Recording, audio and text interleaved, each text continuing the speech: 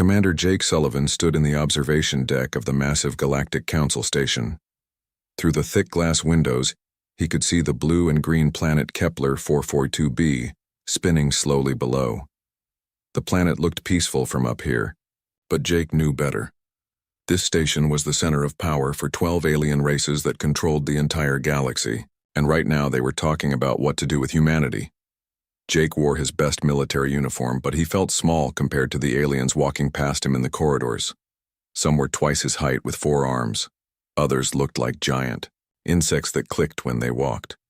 A few had skin that changed colors as they moved. All of them looked at Jake like he was some kind of pet that had wandered into their meeting. Ambassador Lisa Grant walked up beside him. She was a tough woman in her 50s who had spent the last 10 years trying to get the aliens to treat humans fairly. Her face looked tired today. "They're ready for us," Lisa said quietly. "Jake, no matter what they say in there, keep your mouth shut. Let me do the talking." Jake nodded. He had been an admiral in Earth's Defense Force before taking this job. He was used to giving orders, not staying quiet. But he trusted Lisa. She knew these aliens better than anyone. They walked down a long hallway with walls that seemed to be made of living crystal. The ceiling was so high that Jake couldn't see the top. Everything here was built to make humans feel tiny and unimportant. It worked. The council chamber was enormous. 12 different aliens sat on floating platforms, arranged in a circle. Each platform was designed for a different type of alien body. In the center was a small area where humans were supposed to stand and wait to be spoken to. High Counselor Vexithara was the leader of the military committee. He looked like a 7-foot-tall lizard wearing robes covered in jewels.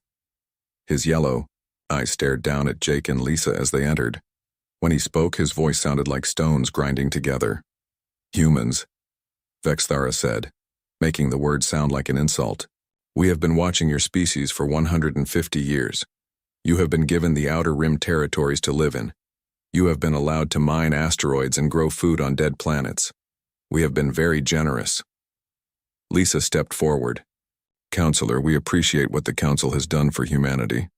We have always followed the agreements we made." A different alien laughed.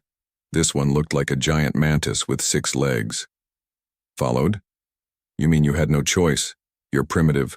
Ships can barely travel between star systems. Your weapons are toys compared to ours."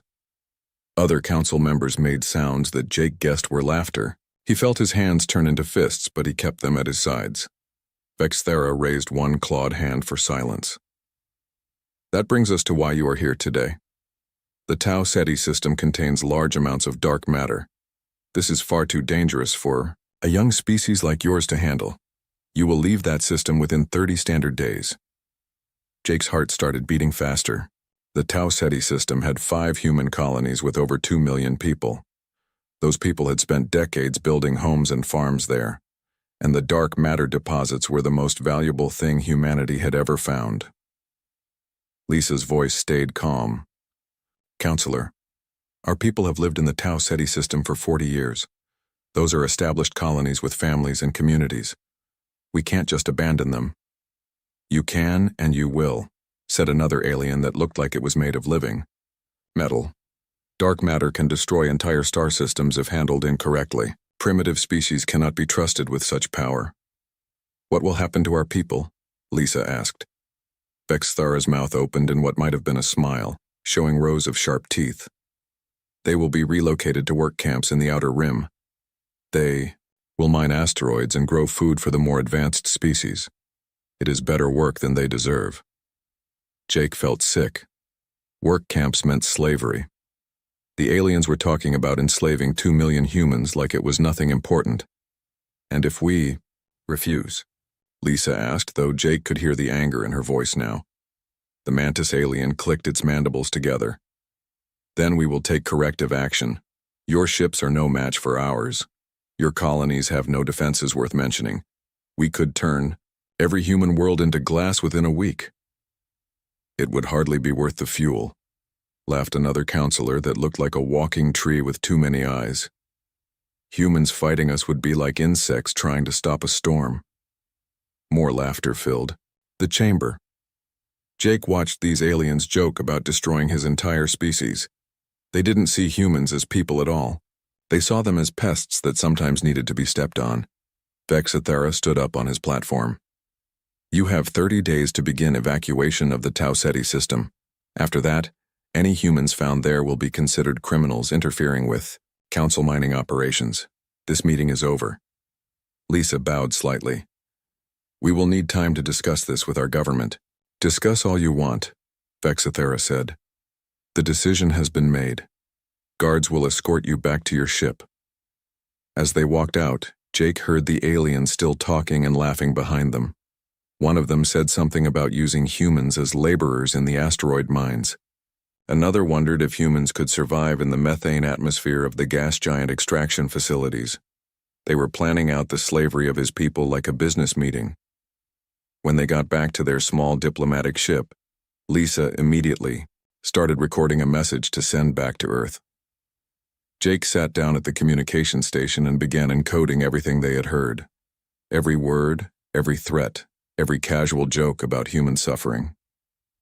As he worked, Jake thought about his sister back on Earth and her 3 kids. He thought about the families in the Tau Ceti colonies who were about to lose everything. He thought about how these aliens saw humans as nothing more than useful animals. The message finished encoding. In a few hours, it would reach Earth and the leaders would know what humanity was facing. Jake wondered what they would do. Earth's regular military ships were no match for the Council's fleet.